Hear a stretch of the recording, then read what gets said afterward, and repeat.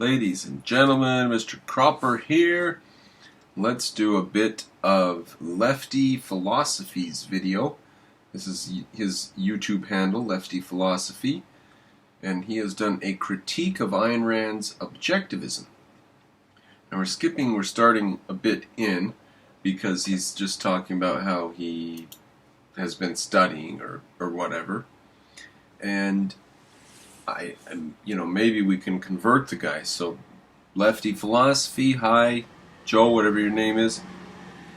Let's try to figure out why these things are confusing to you. I think a lot of your confusion has to do with assumptions that you have been taught and you just bring.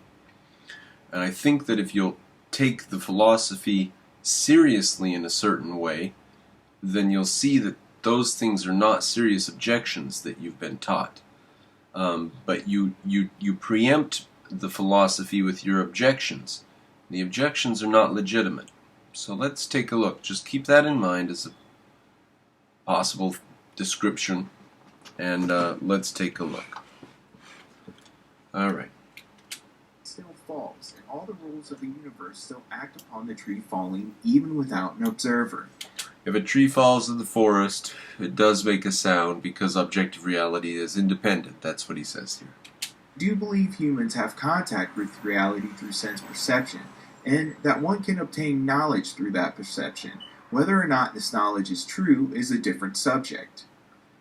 Most of objectivism tend... How could you say it's not true? What's your evidence? Now, you see, if you take seriously the idea that you can only get evidence through your senses, and you also take seriously the idea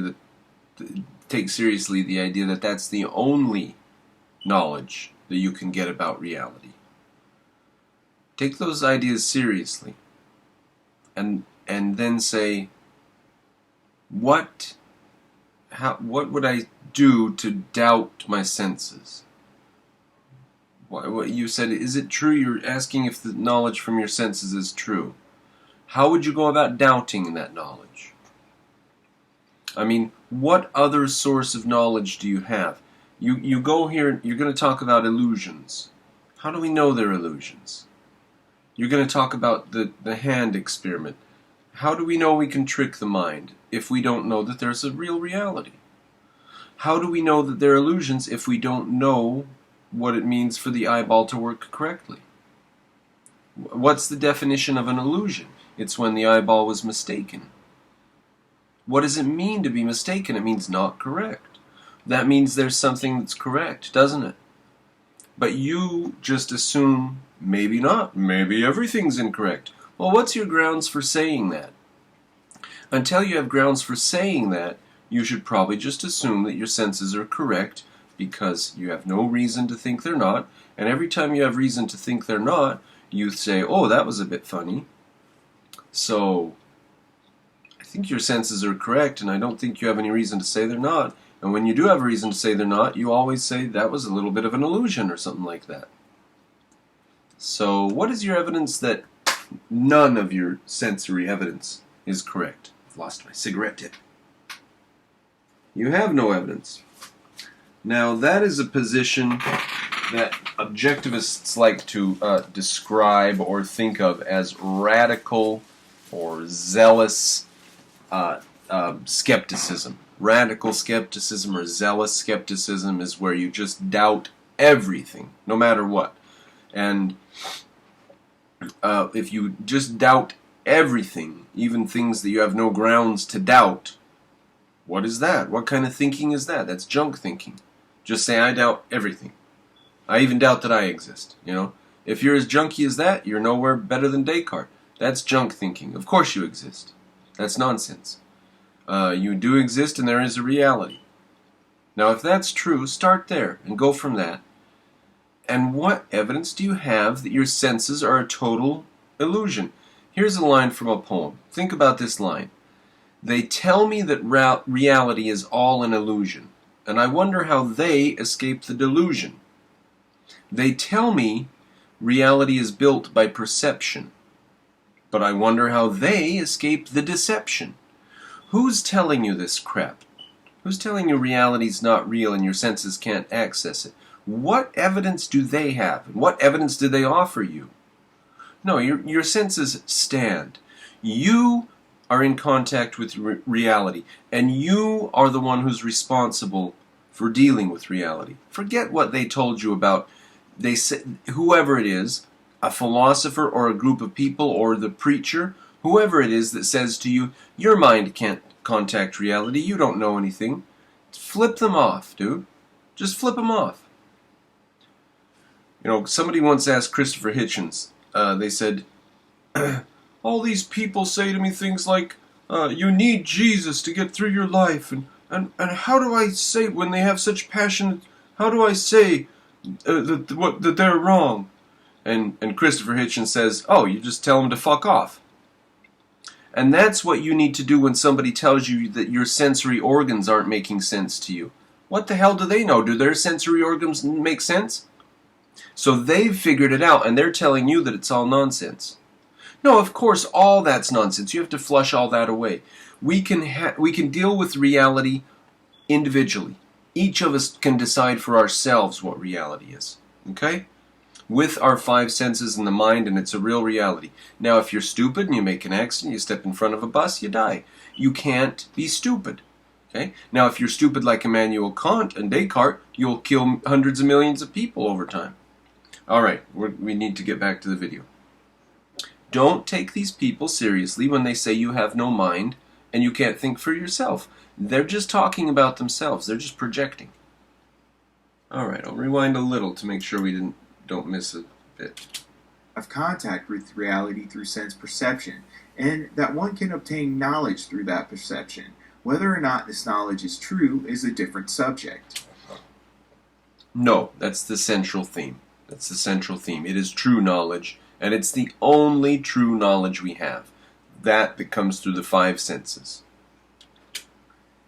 Most of objectivism tenets I do disagree with. While I believe that one can sense reality through their senses, I do not trust everyone's senses on face value. Who said you need to trust everybody's senses? But it is a holy commandment that thou shalt trust your own senses. Okay? And test them and make sure that they're right. And when they're wrong, see a doctor or something, like there's a problem, So you are the judge of reality. You are your judge of reality. But you're also the judge of reality because you're the guy who sits over your own reality.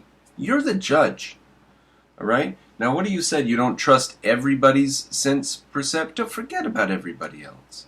Maybe they're wrong. If they're wrong, prove them wrong. What do you have to vote on it or something? It's up to you. It's between you and reality. Every individual is an island. And the people that they interact with around them can be the most important things in their life, but they're still an individual. Our senses can be deceived. Yeah. Now, how would we know that? You see? It's not a material concern. The fact that we can know that they can be deceived means, right, that we must have some sort of connection to reality. A good, clear, solid connection, or else we wouldn't be able to figure out illusions and delusions and hallucinations. So much information being thrown at our brains, it's almost impossible for us to dissect every bit that comes into our minds. Okay, you do have to focus. Yeah, you have to choose what to focus on, too. Now, why is that an objection of any kind to anything? What are you saying? Are you saying we're not omnipotent and omniscient? Of course we're not. So what? So what? What do you mean? I'll just rewind and give him a chance to say it again. Why is that? That was at 1:40. We're going to go 12 seconds. Why is that a material concern that a lot of things come at us and we can't get them all or whatever? Everyone's senses on face value. Our senses can be deceived. With so much information being thrown at our brains, it's almost impossible for us to dissect every bit that comes into our minds. Okay, our senses can be deceived It's almost impossible for us to dissect everything. So that's just an adjunct to our senses can be deceived. So it's not really a material concern that I think I've addressed. I don't want to keep drilling on that point. Let's move ahead a little bit here. Our minds also like to fill in the gaps of information that we may have not received. This causes us to have... How do they fill those gaps in? Did you ever give thought to that? Do you think a 6-month-old would look at those experiments and see the exact same thing? You have seen shadows millions of times. You know, a 6-month-old doesn't see shadows the same as you, or whatever, a 2-month-old, or whatever you want to do. So it's your brain knowing and learning things over time. In fact, if you ever watch the footage of men on the moon, you can either say that's got to be fake, or you can look at it and say, how weird do things look at 1/3 Earth gravity? How weird do they behave? So your brain's not built to observe things at 1/3 Earth gravity. It just doesn't have the predictive power. It sees something fall and it says, okay, boom. Oh, why oh, that's weird. And it just sort of floats down weird, like a feather or something. Have you seen the hammer on the moon float down? He dropped a hammer and a feather, and they just both floated down. The feather didn't float like so, it floated like a rock. Alright, your brain just sees a feather and a hammer next to each other fall, the hammer seeming to fall like a feather, and the feather seeming to fall like a rock right next to each other. Very, very bizarre. That's because you have no predictive ability and experience with a hammer and a feather in a vacuum on the moon. It just doesn't make any sense to your brain. That's why it's a fascinating video to watch. So you have a lot of predictive power. And when you look at some optical illusion that scientists have particularly and specifically designed to trick you, and they show it to you, and you go, oh, that's fascinating, it doesn't mean that your senses are destroyed. It does not mean that your senses are not valid. Don't listen to these people who say you have no mind. It's them who has no mind. Knowledge. Have you ever seen the rubber hand experiment? Alright, that is so loud. Why does it have to be so loud? Yes, I've seen the rubber hand experiment, and what that proves is that your body, your brain, is extremely worried about your extremities. And did you notice all of the lengths that they had to go to trick you? Did you notice that they visually impaired your ability to see your hand with that board over there? Then they put a rug on you, and sometimes they just put it on the one arm, but sometimes they put it all the way around you, maybe so the rug doesn't feel weird if it's all the way around you or whatever. But anyways, they go to quite a length to trick your brain, and then they put a hand there that's not like a weird hand. It looks really, could be a pretty real hand, you know, and so they go to really great lengths to trick your brain. Do they trick your brain? No. You still pull your hand back. Your brain still says, ouch, that's terrible, what's happening? So even though they go to great lengths to trick the brain can't be tricked. It knows that there's something up and that it's dangerous and it needs to react now. So, I mean, why do you think that proves that humans have no knowledge and the mind is not connected to reality and we're all in a delusion? Why does it show that? Why doesn't it just show how important the brain thinks its extremities are? I mean, why does it prove we're disconnected from reality? Unless you already believe that, unless you've already bought into that from colleges and stuff, or wherever you get that stuff, just from basic culture nowadays, huh? They just say you can't know reality and everybody just goes, Who can't know reality? Speak for yourself. I trust you. Okay. Look. No. Alright. No. Shall we do this? No. Rhythm and thinking it's musical. And when you think you're hearing a song, your brain works even harder to detect. Alright, speech to song illusion. What does that prove? Alright, tones. Tones are interesting because music is mathematical. And did you know that music is mathematical because the Greeks worked that out? Or how should I say that? The Greeks were the first to work out the fact that music is mathematical. And did you ever wonder why Eastern music is such garbage? Because they never discovered the mathematics of it. So what does this prove? If I wanted to think really hard about this sound thing here, it would probably prove something amazing about my points. But how does it prove to you anything that your senses are, what, delusional or something? Because you can play different keys and different notes and different tones. And I mean, unless you're a musician, you don't even appreciate what those things mean. You know, what's the difference between a key and a note and a tone? And somebody might even say, Mr. Cropper, you're silly. Those things are the same or whatever. I actually have no idea what they mean. And so what does it prove that we hear them as ascending or descending? But they're in different keys. So all it proves is when you switch keys, the brain says, "Ooh, did that go up or down?" That's all it proves. I mean, and did it go up or down? Well, you moved the key. Did it go up or down? Is it a descending note or an ascending note, but you moved the key? I mean, what does this prove? It proves that if you carefully design a bunch of tones in a computer, the brain can go, oh, wait, what? What? Oh. I mean, that's all it proves. And it must also prove that we have the ability to hear pretty well, and there's quite an advanced bunch of hearing technology going on there. That's also what it proves, doesn't it? Doesn't this prove that we're connected to reality and we have quite a bit of information we can deal with hearing-wise? Doesn't that prove it? Okay, all right. What did you think? We keep on going. Up as ascending, you'll continue to think that it's ascending when you hear it in the future, no matter what octave either of those notes are. All right, phantom words. Just experienced in front of two speakers. It sounds like each speaker is producing a different. All right, so what are we proving here? That we can trick the senses? The phantom. Now, do you think you're proving that we can't get any knowledge from the senses? This is a circus of knowledge from the senses. This is an extravaganza of knowledge about the senses. I mean, they don't know what to learn about it. They're going, ha, we tricked the senses. Therefore, because we can trick the senses, what? They're useless? They're blown up? They're destroyed? Because we are not omniscient? We have no knowledge? Is that what you're driving at? We can't know anything about reality because sometimes our senses can be tricked in some ways. That doesn't follow. It's a non sequitur.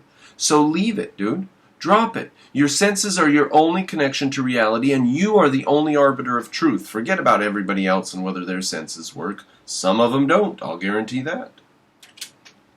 I cannot trust my senses by themselves. Look at the performance of magic. Its entire premise is based upon tricking your. I cannot trust my senses by themselves. I cannot trust my senses by themselves. What's he saying just before that? Your brain loves to fill in the gaps. Huh. The phoneme restoration effect. Did you notice? See you next Thursday. So, she said, see you next Thursday. And he coughed, and you heard Thursday. All right. The brain is destroyed. Yeah, we've heard people say Thursday 1,000 times. And when we hear a sentence and our brain says the word Thursday's right there, but he coughed, I mean, it just means you've heard people talk. All you're proving with that is that people have heard people talk before and their brain is smart enough to know and remember what it sounds like.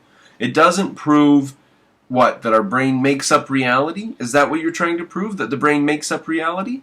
How could it make up reality if it didn't already have 1,000 instances of real reality in the past? It didn't already know about Thursday and people coughing and women talking and how it sounds in a noisy environment to listen to somebody talking about the word Thursday.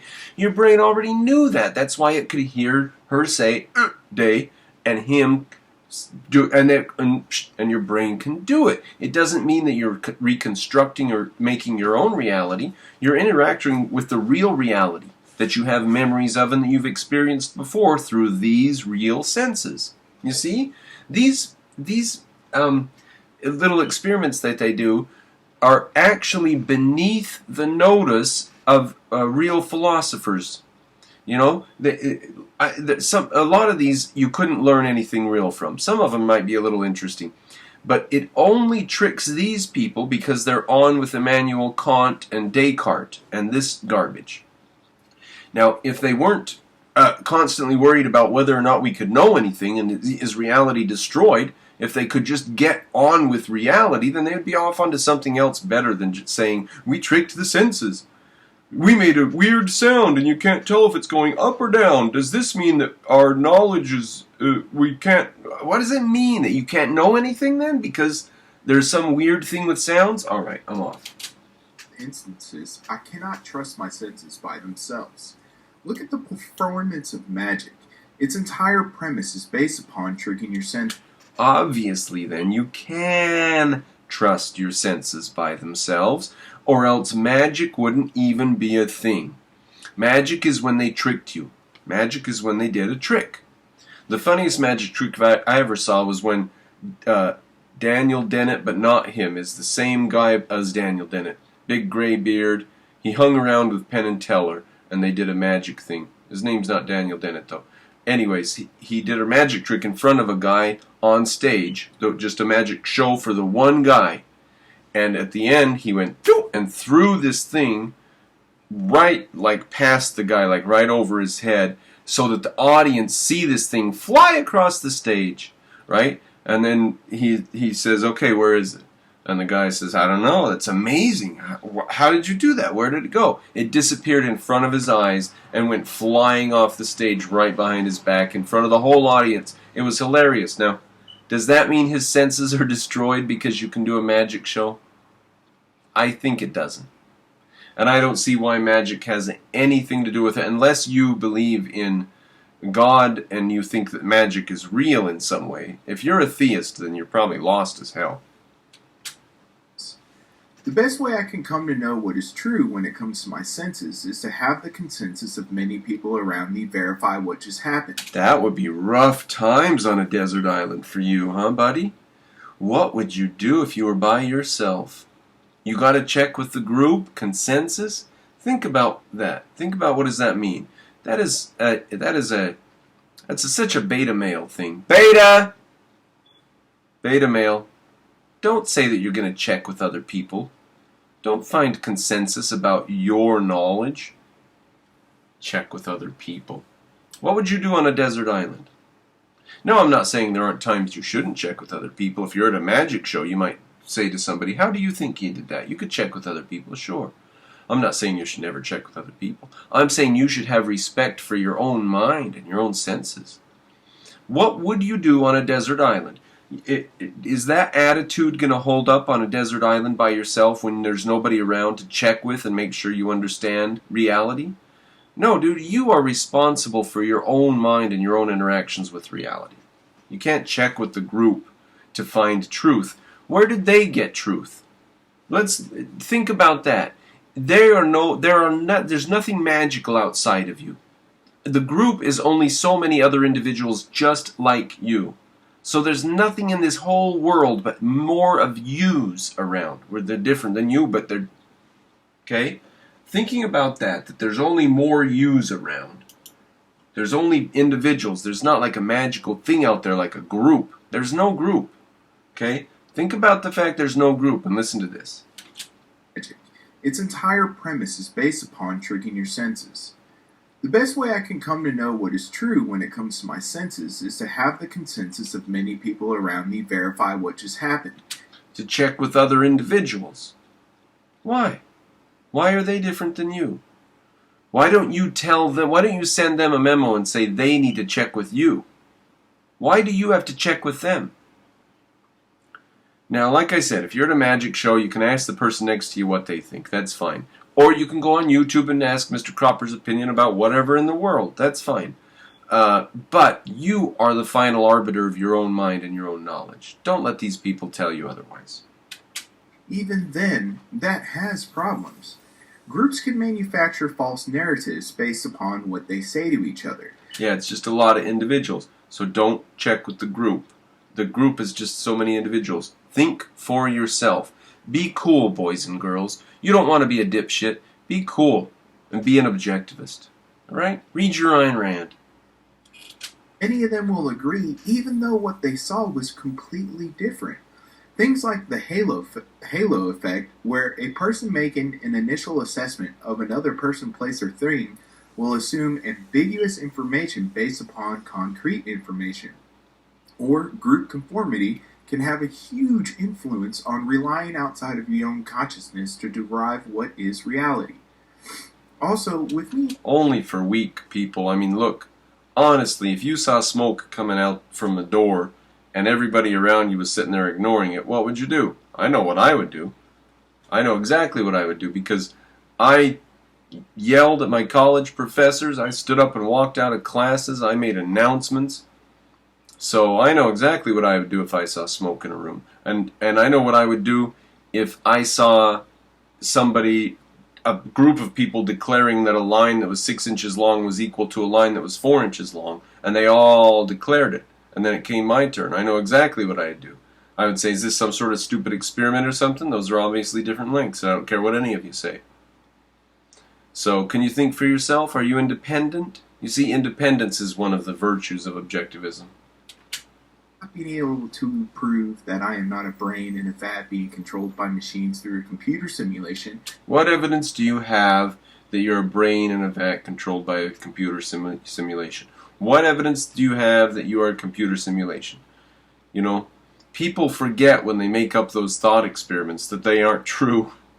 It's like, what if... Nope, you're just an evolved ape on Earth, remember? Brings me to the conclusion that my senses may not be an accurate sense of reality. However, I must use my senses in order to navigate this world, and they have not failed me as of yet. That's just rabid skepticism, dude. They haven't failed you yet, but you're not really sure if they're actually accurate. You need to dispense with that junky thinking and just move on to the point where you say, I am in control of my mind and my life, and nobody else is the judge of what I believe.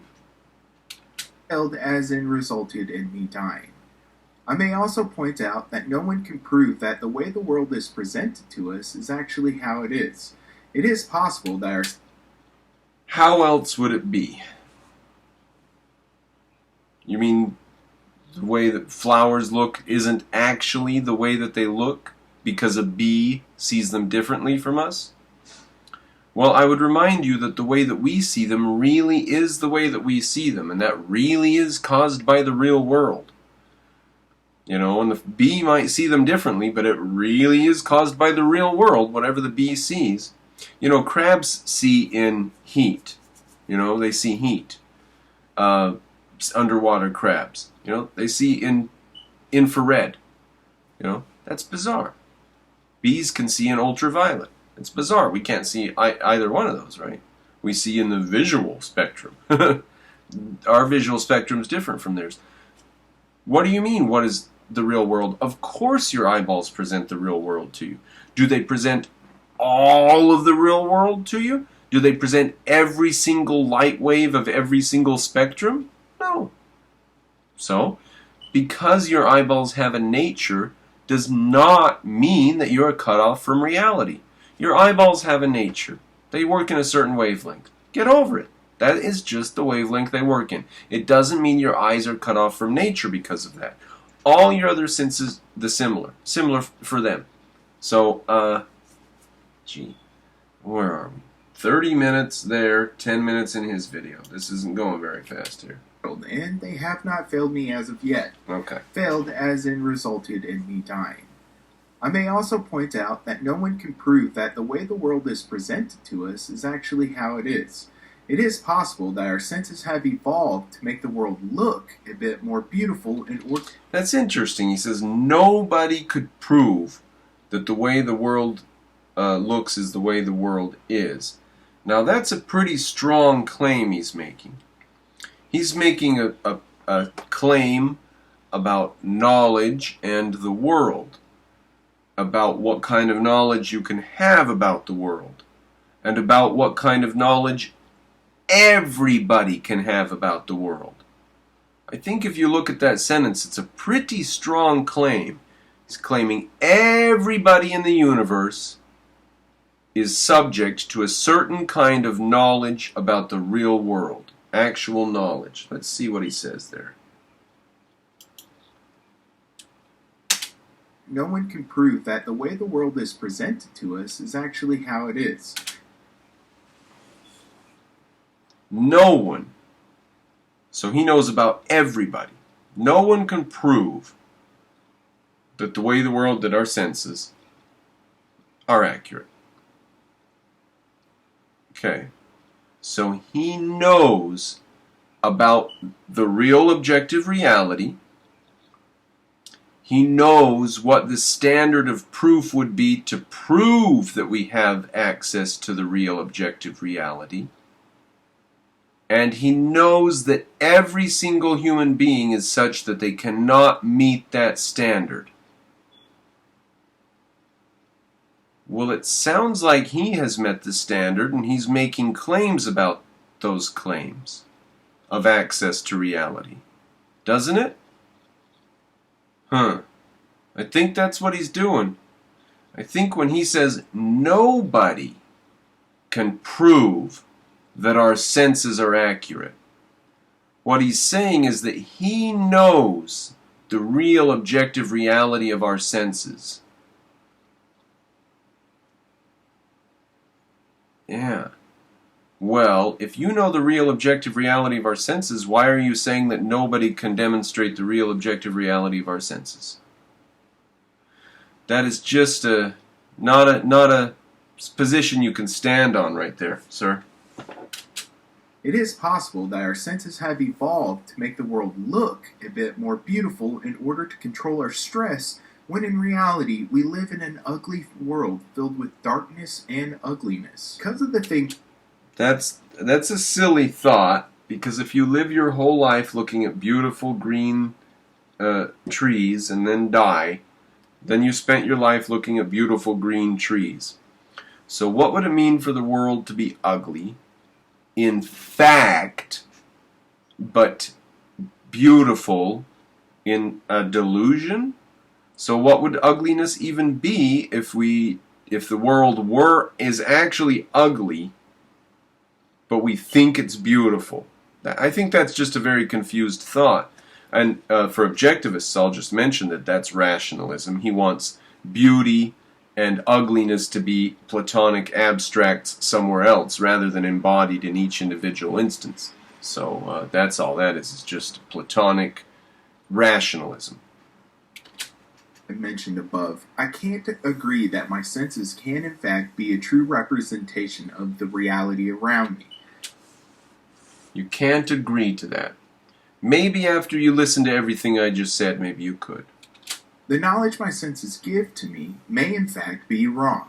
So I can agree that knowledge can be obtained through my senses, but whether or not that knowledge is true doesn't stem from the simple fact of me perceiving that information.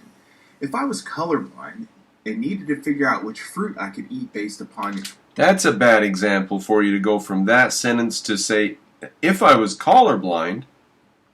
You just said something about your senses and knowledge, and then you said, if I was colorblind. What is colorblindness?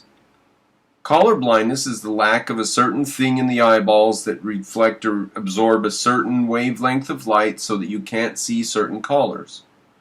Right? It's a known thing. It's a scientific thing.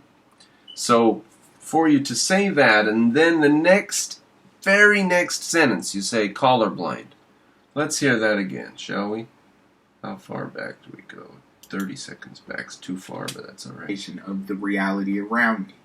The knowledge my senses give to me may in fact be wrong. All right. It may be wrong. What's your evidence for that? Unless you have evidence for that, then you need to assume it's right. Otherwise, you just better stay in bed. You better not get out of bed. Right? Because you don't know if you're walking out the window or out a door. You have no idea. If you're going in front of a bus or is the street clear. You know? You have no clue what you're doing if your senses aren't reliable. So just stay in bed. Now, if you really do have a problem like that, you need to call a doctor or go to the hospital. You know? I mean, obviously we can trust our senses on a daily basis. That's a ridiculous thing to say. So that's ridiculous. But we were getting to the next Be thing. a true representation of the reality around me. Of course it is. The knowledge my senses give to me may in fact be wrong. So I can agree that knowledge can be obtained through my senses, but whether or not that knowledge is true doesn't stem from the simple fact of me perceiving that information. If I was colorblind and needed to figure out Whether or not it's true doesn't stem from the simple fact of me perceiving it. Yes, it does. The fact you perceived it makes it true.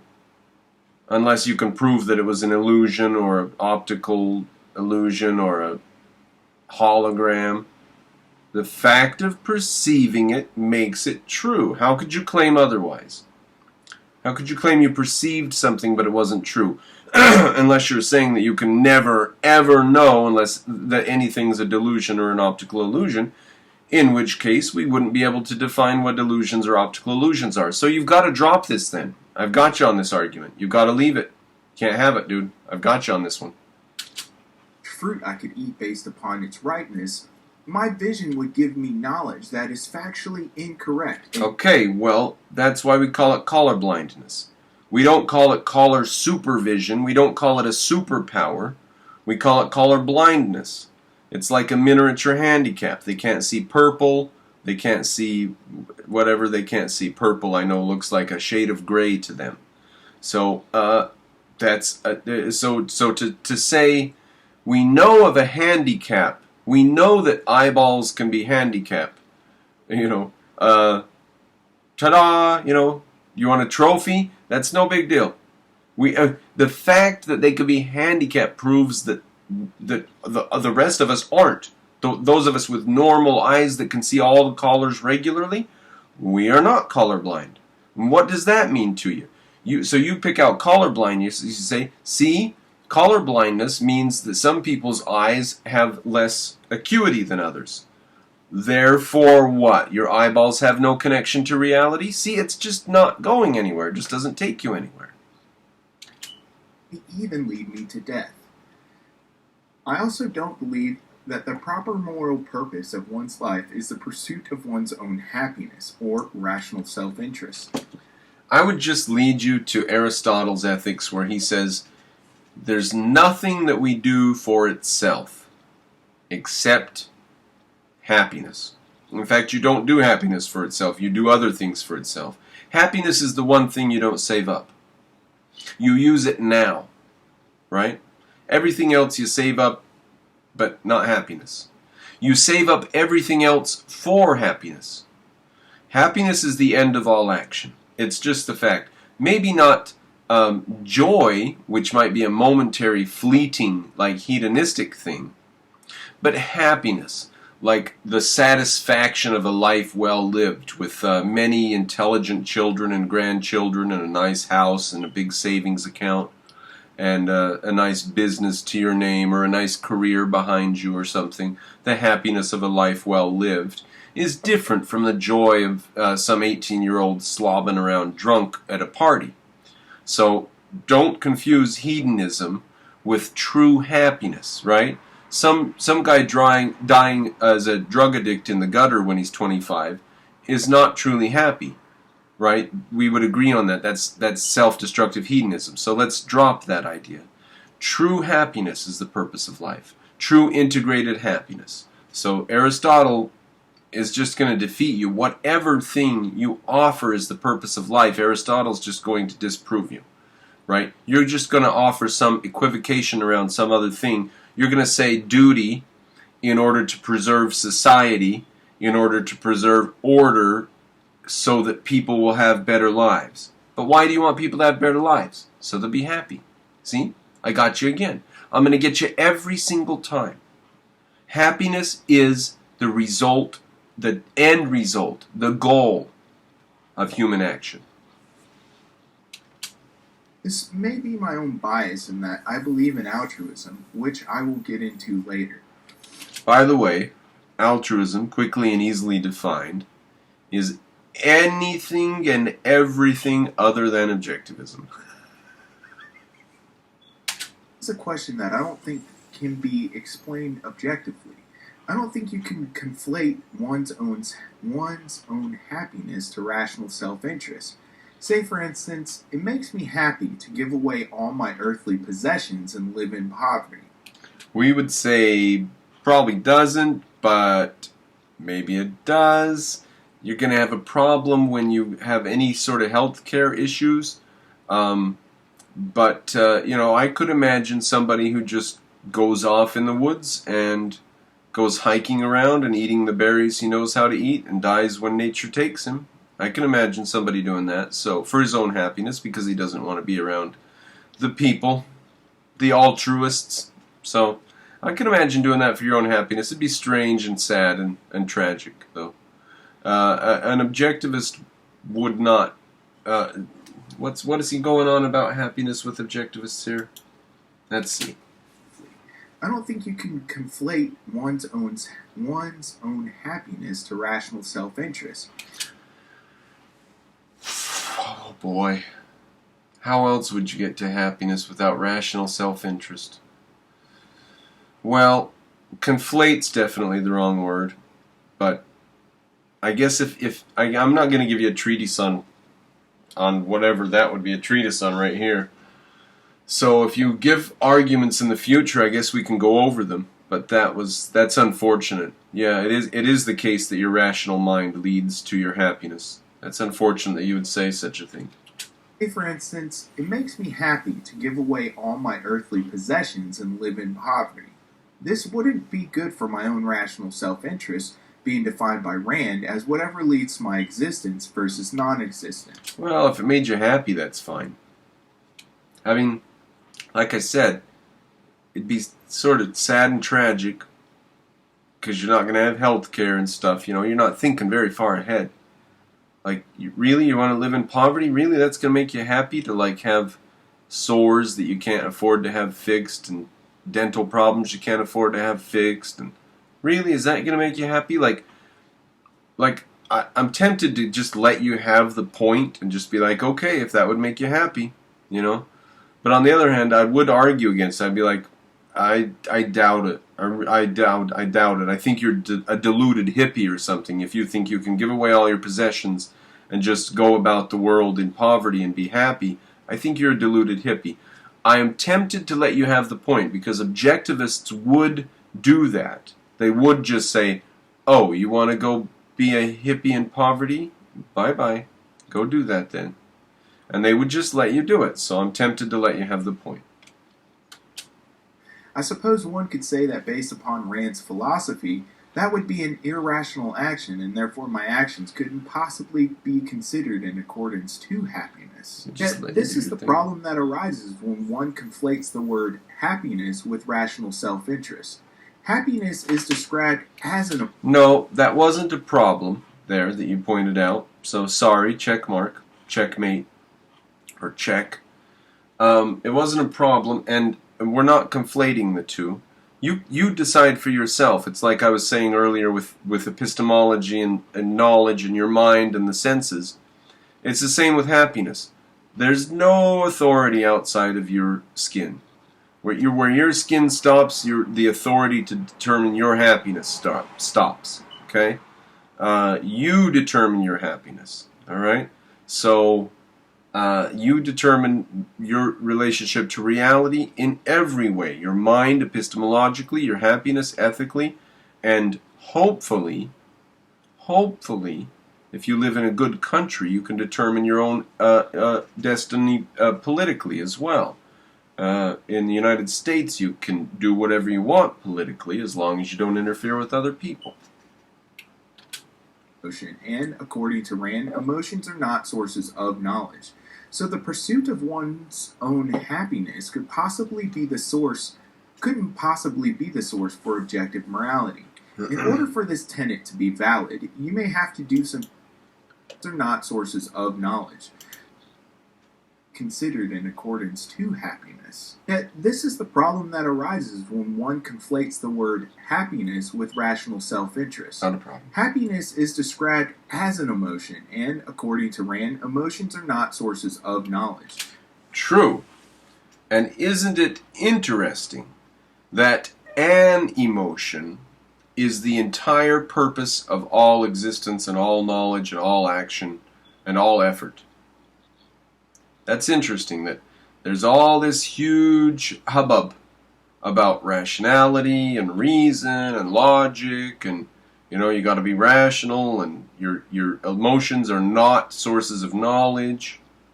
And the reason for all that machinery is pointed at one emotion.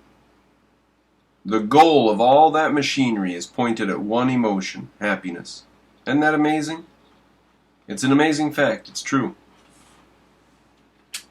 So the pursuit of one's own happiness couldn't possibly be the source for objective morality. Is it the source of objective morality, or is it the aim of objective morality? It's the end. It's the end towards which objective morality points. The source of objective morality is the fact that you need your mind to exist in this reality. That's the source of objective morality, which is that you should think for yourself and be honest and responsible with your mind and reality. The source of objective morality is your metaphysical situation in the universe. The goal of objectivist morality is your happiness in this universe. Does that clarify that a little bit there? In order for this tenet to be valid, you may have to do some things in which would make you unhappy, depending on the subjectivity of happiness. Let's say you are an obese person suffering from a curable disease if you lost weight and would result in death if you didn't. You are on a strict diet in order to lose the weight needed to ensure your existence. However, you see some of your favorite ice cream, and you know that eating that ice cream would make you incredibly happy. Doing so would cause you to deter from your diet and increase the chance of you becoming non-existent. Now, are you saying that we should forego ice cream our whole life and never enjoy it? Because every time we eat ice cream, presumably it's not good, right? Now, I dispense with that. I think a bit of ice cream's not bad, but whatever, it is smoking. Here I have a cigarette. You think we should dispense with every pleasure because it's bad for our body or lessens the length of our life?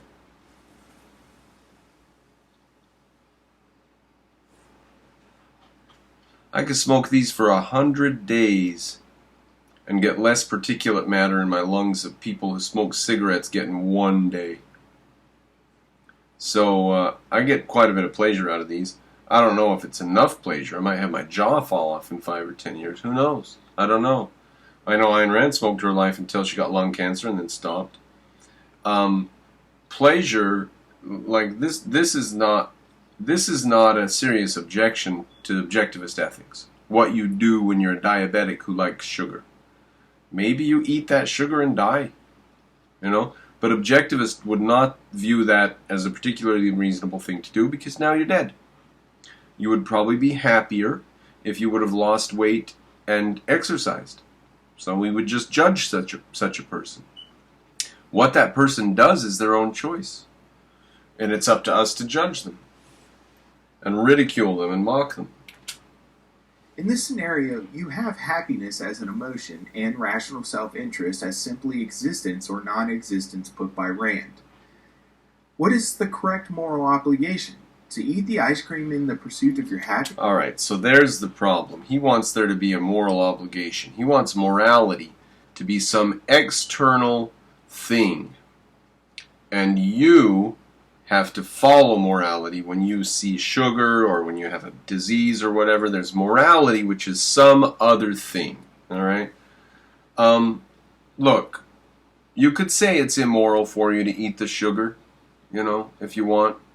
I would say you're free to eat the sugar. I would say if you're diabetic and the sugar's going to kill you and you want to eat it, Whatever, that's your choice. That's what I would say. I would say you're going to die, and it's stupid, and you should have exercised more and eaten less. That's what I would say.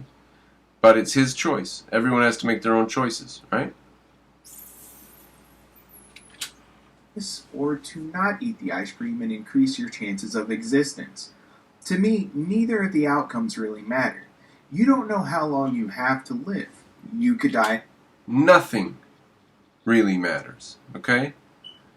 If you want matter, if you want things to matter in some way beyond human beings, what is it going to be? Something floating out in the universe that matters? No, the only thing that matters is what matters to you, and the only thing that matters to me is what matters to me. So, it does. What do you mean it doesn't really matter? Of course not. Now I have to confess that I myself have had that feeling and thought and didn't quite had no way to get around it, but I'm around it now, past it. Of course nothing matters. Of course every single item of purpose is within you. There's no place else for it to be. So when you say nothing matters because the sun will expand and swallow the earth, you're not going to be here for that. So that doesn't matter to you. That's outside of your concerns. And things that cannot possibly ever affect you should probably be outside of your concerns and remain outside your concerns. All right, we're getting close to an hour here.